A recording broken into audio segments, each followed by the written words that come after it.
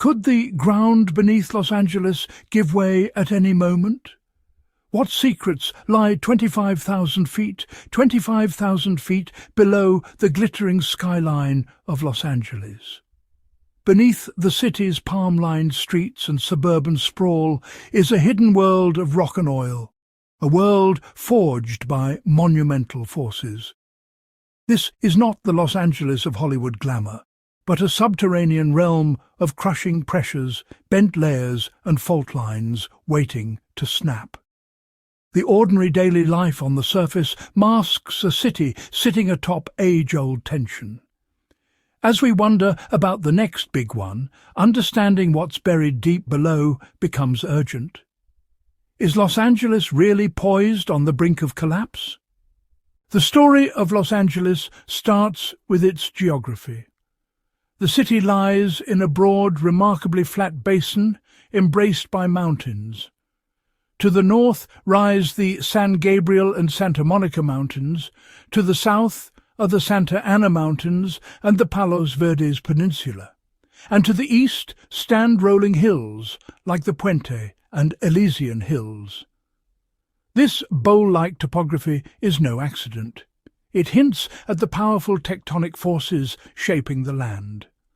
The basin is an enormous sag in the Earth's crust, a bowl of sand over which the city has built up. It is the stage on which an epic geological drama plays out. The San Andreas Fault, a massive transform boundary where the Pacific Plate slams past the North American Plate, lies northeast of the city. But in the Los Angeles area, this crash has a dramatic bend that squeezes the crust instead of letting it slide smoothly.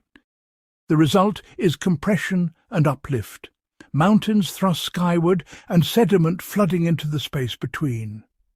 Today, the valley floor is strikingly flat because it is filled with thick layers of marine and river deposits that have accumulated over millions of years. We walk on rivers of sand that have piled up layer by layer. Like a bowl of jelly shaken, these soft sediments will jiggle unpredictably during an earthquake, sometimes amplifying the shock in one block and barely feeling it in the next. Far below these sediments lie much older rocks, the buried basement of the basin. Deep under Los Angeles, 10,000 to 12,000 meters, about 30,000 to 40,000 feet down, lie ancient metamorphic and igneous rocks. These formed long before California existed as we know it, part of the roots of the surrounding mountains. The San Gabriel Mountains, for example, are composed of granites and schists that were uplifted and pushed westward. In some places along the basin edges, these basement rocks have been lifted up by thrust faults, tilting steeply against the younger sediments.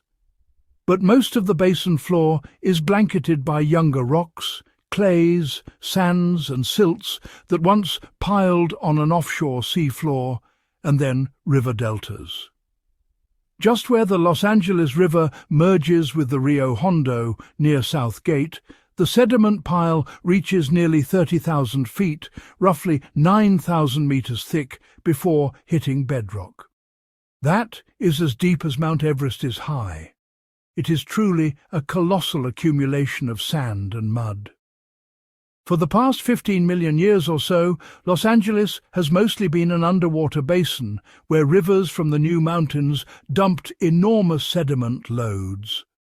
Layers and layers built up, one on top of another, like pages in a history book written by water, wind, and life. What happened to those layers after they piled up is just as important as their deposition. Tectonic compression did not stop once the sediments were laid down. Instead, the layers have been continuously squeezed and folded. Imagine pushing on a stack of papers. They buckle, bend, and form gentle arches. In Southern California, this process created huge folds called anticlines, shaped like upside-down us, and synclines, U-shaped troughs.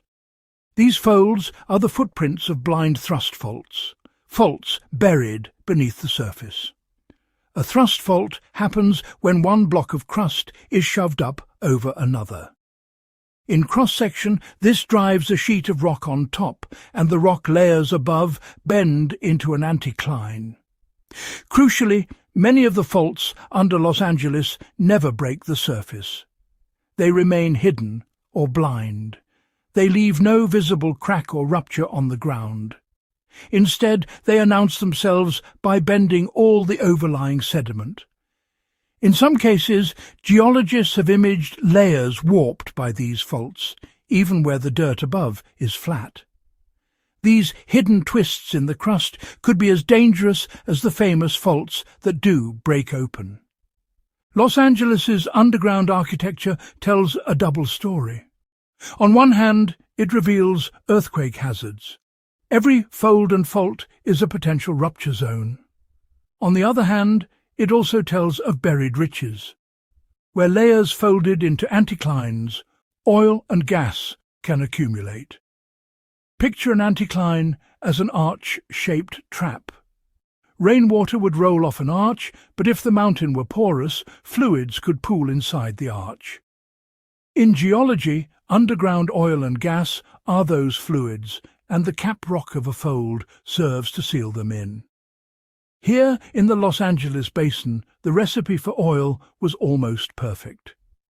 For a span of roughly 20 million to 5 million years ago, this basin was a warm, shallow sea teeming with microscopic plankton and other life.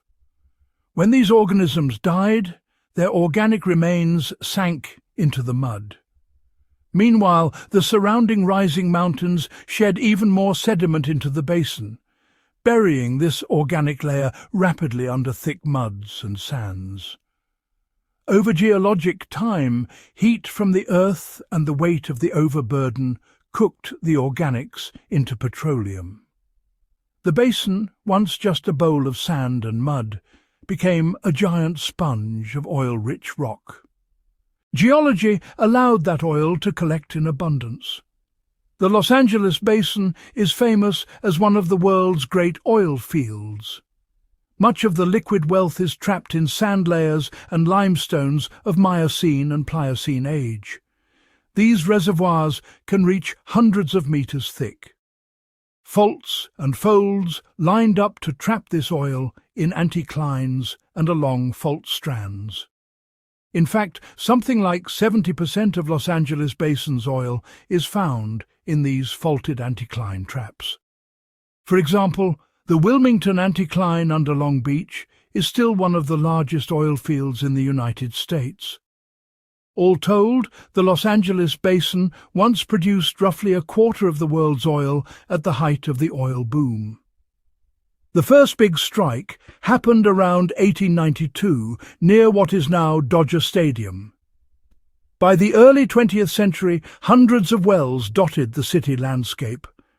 Signal Hill's wells, north of Long Beach, spewed gusher oil that made that sleepy hill the richest per capita community in the nation overnight. Oil derricks sprouted up in Hollywood back lots and atop hills like Echo Park.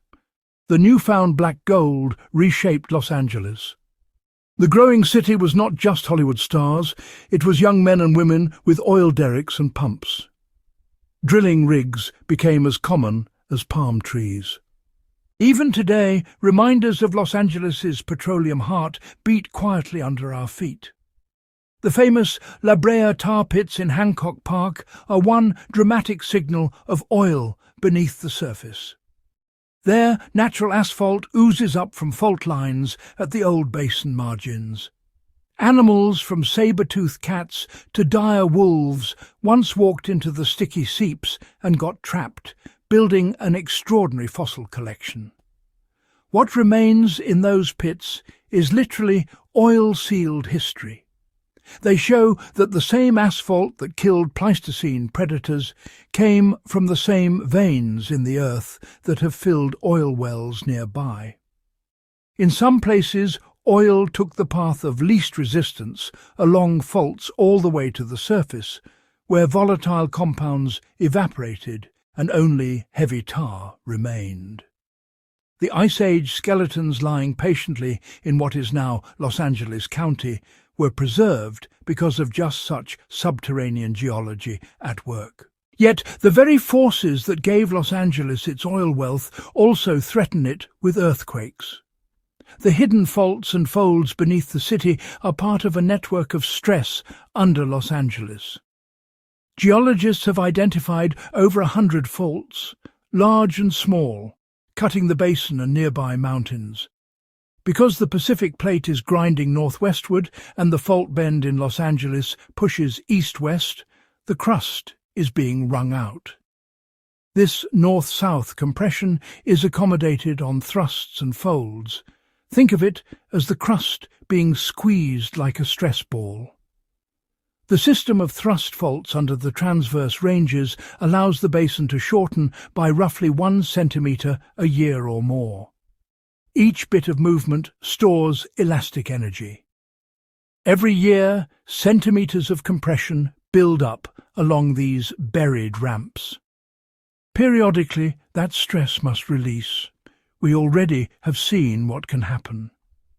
In 1971, the magnitude 6.6 Sylmar earthquake on the San Fernando Fault in the northern basin killed dozens and destroyed schools, catapulting Los Angeles into the modern era of seismic safety awareness. But even more shocking was the January 17, 1994 quake that everyone remembers, the Northridge earthquake. It started at 4:30 in the morning on a February-like winter day, without any glaring surface clue to warn anyone. The shockwave radiated from under the San Fernando Valley. The rupture occurred on a blind thrust fault, part of the Oak Ridge fault system, some 10 to 12 kilometres deep. In just 8 seconds, the ground shook violently at up to 1.7 G, about 70 times the force of gravity on your body, buckling buildings and freeways. 75 kilometres, roughly 46 miles, of fault slipped underground. Streets in Northridge rose as much as 20 centimetres, an uplifting dome formed because the block of crust above the fault was flexed upward. The damages were massive, well over $10 billion and dozens of lives lost in the modern metropolis. The surprise of Northridge was that the causative fault had never been mapped at the surface. No trace of it existed on the ground to warn us. The shock came from the hidden world below. Northridge proved 2 things. First, that Los Angeles still keeps some geological secrets even after centuries of drilling and study. Second, those secrets can be deadly. Since then, scientists have identified other blind faults under Los Angeles. One is the Puente Hills thrust system, which runs from downtown Los Angeles southeast under the Central Basin. Discovered only in the late 1990s using old oil industry seismic reflection data, it likely produced the deadly Whittier Narrows quake in 1987. Computer models show Puente Hills could generate a magnitude 7.2 or higher earthquake, devastating downtown Los Angeles. Another is the Compton Thrust near the port area, as well as the Santa Monica and Sierra Madre faults around the basin edges. Just recently, researchers combining deep petroleum seismic data and shallow urban surveying found that the Wilmington Port of Los Angeles blind thrust fault is still moving. For years, oil geologists had assumed that fault was dead. The shallow layers appeared undeformed in their surveys. But high-resolution data from groundwater wells revealed subtle folding. In fact, that fault has deformed even relatively young sediments. The hidden hints were there, it turned out, just waiting for scientists to connect them. Geologists now use every tool in the kit to map this underworld. They send artificial seismic waves through the ground, a kind of active sonar, and record how rock layers bounce the waves back. From these reflections, teams build three-dimensional models of the subsurface, almost like CAT scans of the Earth. Drilling and extracting cores gives ground truth about rock types, their porosity, whether they hold fluids. Gravity surveys detect denser basement rock and thicker sediment basins. Magnetotellurics and electrical imaging can find salt or fluid zones. In the lab, scaled physical models of folding and faulting can show how layers react to stress, giving insight into fault geometry. And then there are computer simulations of rupture scenarios. Researchers plug known fault geometries and stresses into simulations to see how shaking would propagate through the basin's soft ground. The results of these studies show just how volatile Los Angeles's foundations are. The very sediments that make Los Angeles seem so smooth are also responsible for the unpredictable shaking in an earthquake. Thick, waterlogged clays and sands amplify low-frequency waves, stretching buildings. Coarser fill can liquefy, turning solid ground into quicksand briefly. Alluvial fans that city suburbs sit on can slide catastrophically. In many parts of Los Angeles, an earthquake of magnitude 6 or 7 is not a question of if, but when. The San Andreas Fault up in the San Fernando Valley looms as the source of a possible magnitude 8. But even shorter faults right under the city, like Puente Hills or the one beneath Sherman Oaks, could readily shake a 6 or greater. Hundreds of aftershocks, even if most are small, constantly remind geologists that the stress is being released. In the end, the question remains, will Los Angeles ever actually collapse? Not in the sense of a sinkhole swallowing it, but when one of these long-slumbering faults finally breaks, the quake could make wide damage. That is why geologists and city planners watch the ground with a mixture of awe and concern. If this breakdown of what's happening beneath Los Angeles was useful, please like the video, share it with fellow science enthusiasts, and subscribe for more geology-focused content. Don't forget to tap the hype icon as well. It helps this video travel farther than seismic waves through the basin.